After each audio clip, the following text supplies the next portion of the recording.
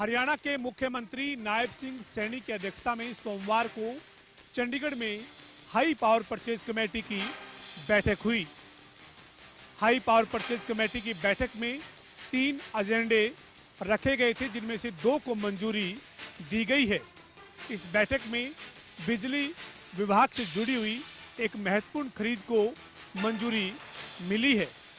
बिजली विभाग की जो ट्रांसफार्मर है उनसे जुड़ी हुई एक खरीद है, जिसमें जो ब्रेकर सर्किट्स हैं उनकी आज मंजूरी दी है, जिन पर करीब 1000 करोड़ रुपए की लागत आएगी। इसके अलावा हाई पावर परचेज कमेटी की बैठक में हिसार इंटीग्रेटेड मैन्युफैक्चरिंग हब के लिए सलाहकार नियुक्त करने का भी फैसला हुआ है।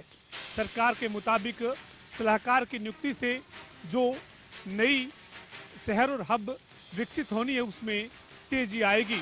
हाई पावर परचेज कमेटी की बैठक में मुख्यमंत्री नायब सिंह सैनी के साथ कैबिनेट मंत्री विपुल गोयल और तमाम प्रशासनिक अधिकारी मौजूद रहे। पंचकुला में एक सनसनीखेज मामला सामने आया है, जहां पर एक नर्सिंग अफसर जो कि नागरिक अस्पताल के आईसीयू वार्ड में तैनात थी, उसकी संदिग्ध अवस्था में मौत हो गई है। हालांकि इस पूरे मामले पर पुलिस अभी जांच में जुटी हुई है कि आखिर मौत के क्या कारण है, क्या ये आत्महत्या का मामला है या फिर इसमें कोई साजिश है। इन तमाम पहलुओं पर पुलिस जांच कर रही है। आपको बता दें कि ये पूरा मामला पंचकुला के नागरिक अस्पताल का है। सेक्टर 6 स्थित नागरिक अस्पताल के आईसीयू वार्ड में नर्सिंग अफसर जो की युवती थी, 29 वर्षीय युवती, उसकी देर रात संदिग्ध अवस्था में मौत होने के चलते सनसनीखेज ये मामला सामने आया है। वहीं परिजन जो है, स्टाफ के अन्य लोग भी मौके पर मौजूद हैं और अब 5 डॉक्टरों की टीम ने मृतक का जो पोस्टमार्टम है, शव का पोस्टमार्टम वो कर दिया है, लेकिन रिपोर्ट अभी आनी बाकी है कि मौत के क्या कारण रहे हैं। आपको बता दें कि इस मामले में स्वास्थ्य विभाग का कोई भी कर्मचारी अभी बोलने से परहेज कर रहा है। वहीं थाना प्रभारी जो है पंचकुला सेक्टर 7 के, जिनके अंतर्गत ये एरिया आता है, उन्होंने जानकारी देते हुए बताया कि उन्हें जैसी सूचना मिली तो मौके पर पुलिस पहुंच गई थी और फॉरेंसिक की टीम ने पहुंचकर भी सबूत जुटा लिए हैं और इस मामले में अभी जांच चल रही है और स्थिति साफ होना भी बाकी है। पंचकुला से मेरे सहयोगी अक्षय के साथ जनता टीवी के लिए उमंग शरान। रोहतक जिले के रिठाल गांव में शादी समारोह में गई 39 वर्षीय महिला के जेठ ने ही उस पर तेजधार हथियार से घायल कर दिया, जिसके बाद महिला की मौत हो गई। बताया जा रहा है कि 39 वर्षीय महिला प्रवेश अपने पड़ोस में एक शादी समारोह में लेडी संगीत में गई थी, जिसमें लेडी संगीत में वह जमकर नाची और वह घर पहुंची तो उसका नाराज जेठ ने उस पर तेजधार हथियार से कई वार किए, जिसके बाद वह घायल हो गई और उसके बाद उसकी मौत हो गई। जिसकी सूचना पाकर परिजन मौके पर पहुंचे।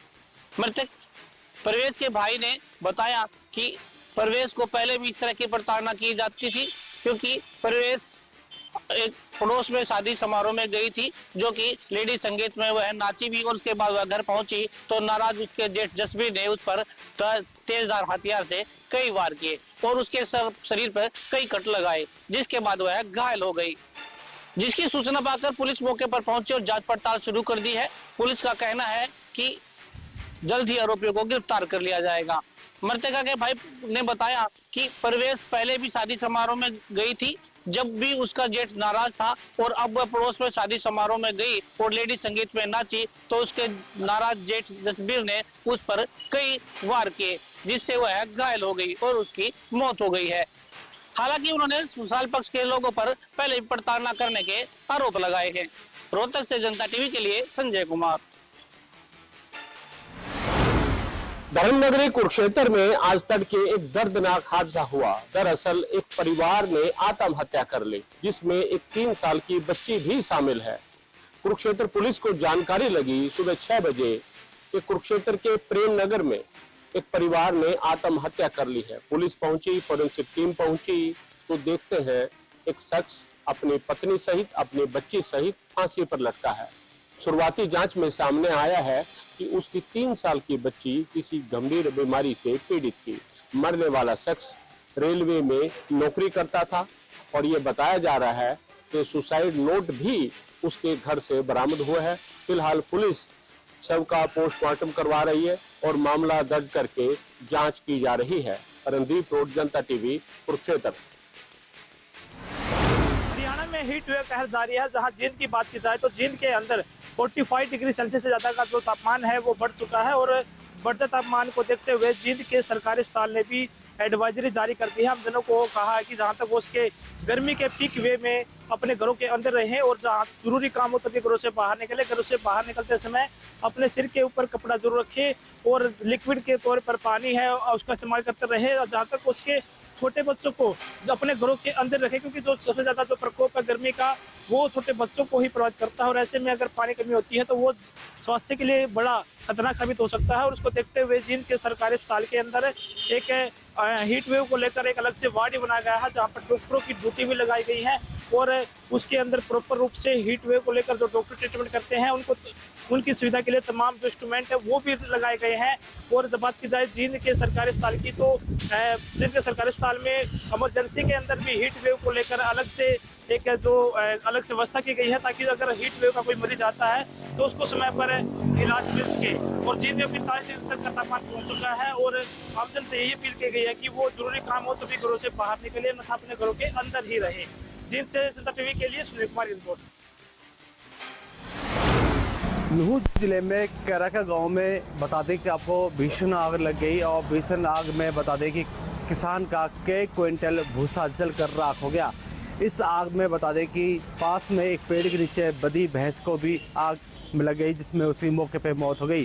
साथ ही साथ बता दें कि वहां पर एक इटेगा गाड़ी भी खड़ी हुई थी जिसमें उसमें भी आग लग गई। लेकिन फिलहाल बता दें कि बताया जा रहा है कि जो आग लगने का कारण है वो शॉर्ट सर्किट बताया जा रहा है। ग्रामीणों ने कहा है कि इसकी सूचना हमने दमकल विभाग को दी और मौके पर दमकल विभाग पहुंची और कई घंटे की मशक्कत के बाद आग पर काबू किया गया है। फिलहाल बता दें कि जो लोगों का कहना है कि जिस तरह से वो आग लगी है कि कहीं ना कहीं और बड़ा नुकसान इसमें हो सकता था अगर मौके पर दमकल विभाग की टीम नहीं पहुंचती। तो इसको लेकर पुलिस प्रशासन को शिकायत दी गई है। और वहीं बता दें कि अभी पुलिस इसमें जांच कर रही है और जो मृतक जो भैंस पशु था उसकी भी डॉक्टर मेडिकल कराया जा रहा है और इस आग का कारण पता लगाया जा रहा है कि आखिर किस तरह से लगी है। साथ साथ लोगों का कहना है कि इसके बारे में नज़दीकी पुलिस स्टेशन को सूचना दी गई थी, लेकिन वो मौके पर नहीं पहुँच पाए, काफ़ी लेट वहाँ पर पहुँच गए थे, क्योंकि इस बात को लेकर भी लोगों में काफ़ी रोष है। आप देख रहे हैं नुहू से सोनोरमा जनता टीवी। हरियाणा के नारनौल समीपवर्ती गांव बाछोद ओल्डराव होटल के सामने एक कार अनियंत्रित होकर पलट गई।